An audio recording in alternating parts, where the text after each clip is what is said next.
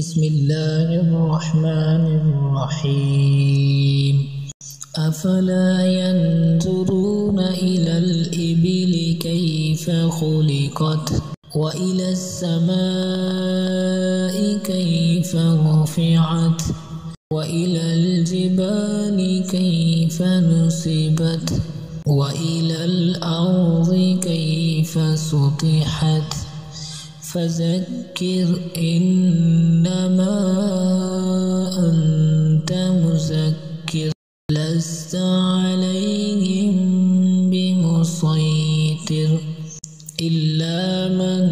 تولى وكفر فيعذبه الله العذاب الأكبر إن إلينا إيابهم ثم إن علينا حسابهم صدق الله